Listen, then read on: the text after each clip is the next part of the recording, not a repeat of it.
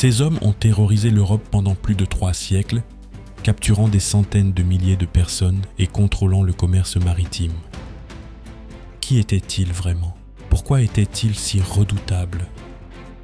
Et surtout, comment ont-ils réussi à défier les plus grandes puissances de leur époque? Installez-vous confortablement, on plonge ensemble dans les eaux tumultueuses du passé, à la rencontre des pirates barbaresques, les seigneurs oubliés de la mer. Tout commence au XVIe siècle. À cette époque, la Méditerranée est un champ de bataille entre l'Empire ottoman et les puissances chrétiennes comme l'Espagne et Venise. Mais dans l'ombre des empires, un autre pouvoir émerge, les pirates barbaresques. Ils viennent d'Alger, de Tunis, de Tripoli et de Salé. Leur but, pas seulement piller, mais dominer la mer. Les villes portuaires d'Afrique du Nord deviennent de véritables repères de corsaires financés et protégés par l'Empire ottoman. Parmi eux, un nom fait trembler toute l'Europe, Barberousse. Ce n'est pas un pirate ordinaire, c'est un stratège. Car en quelques années, il transforme Alger en une forteresse imprenable et une base avancée pour les raids.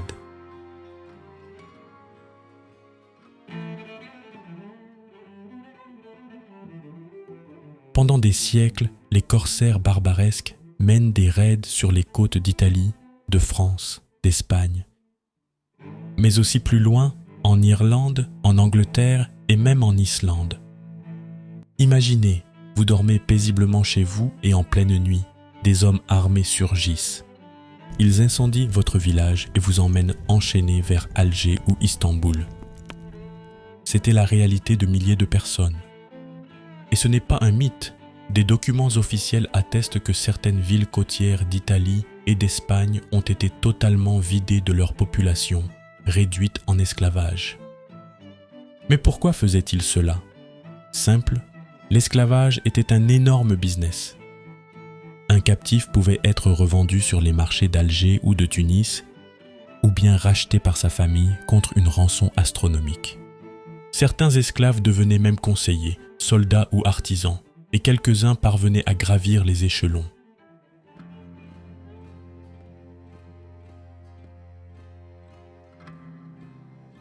Mais les pirates barbaresques n'étaient pas seulement des pilleurs, c'étaient de véritables experts en stratégie navale. Contrairement aux lourds navires européens, eux utilisaient des galères rapides et maniables.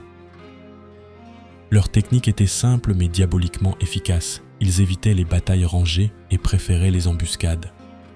Ils attaquaient vite, capturaient les navires marchands et disparaissaient avant l'arrivée des renforts. Et leur plus grande force, ils connaissaient la Méditerranée mieux que quiconque.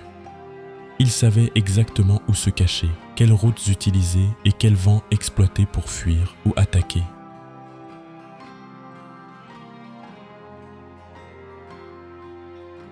Mais au XIXe siècle, tout bascule. Les grandes puissances européennes, lassées de voir leurs navires attaqués et leurs citoyens réduits en esclavage, décident d'en finir.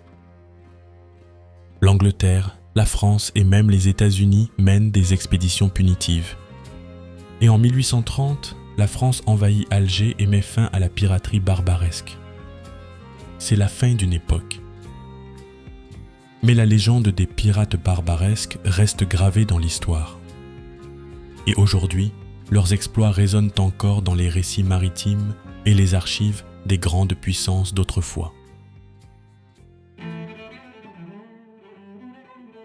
Les pirates barbaresques étaient-ils des criminels sanguinaires ou des héros de la mer? Comme toujours, l'histoire n'est jamais totalement noire ou blanche. Ce qui est sûr, c'est qu'ils ont marqué l'histoire de la Méditerranée et redéfini la guerre navale. Et vous, qu'en pensez-vous?